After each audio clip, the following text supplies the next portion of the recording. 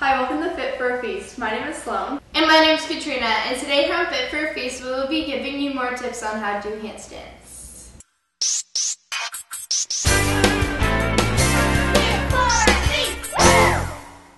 So this is our first video on how to do handstands. We're going to do two parts. So this is part number one. It's how to use the wall to get your handstand.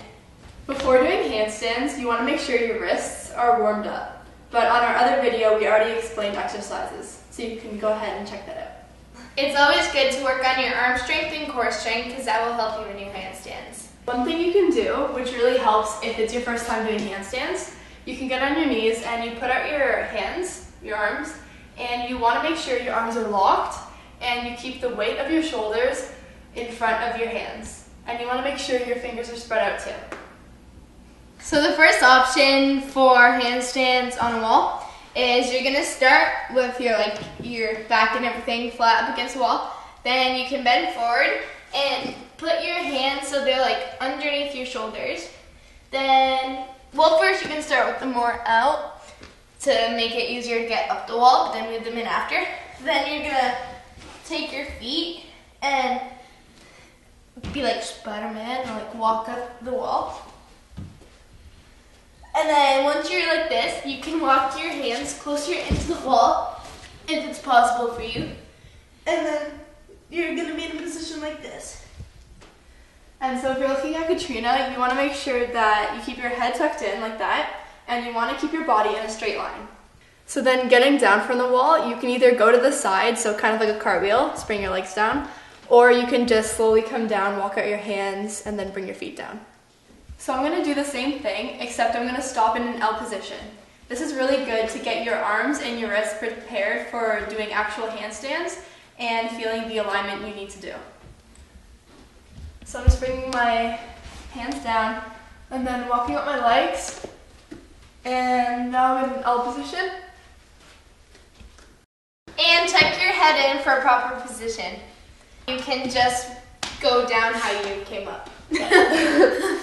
So since we have more experience and stuff already with doing handstands, we weren't using mats.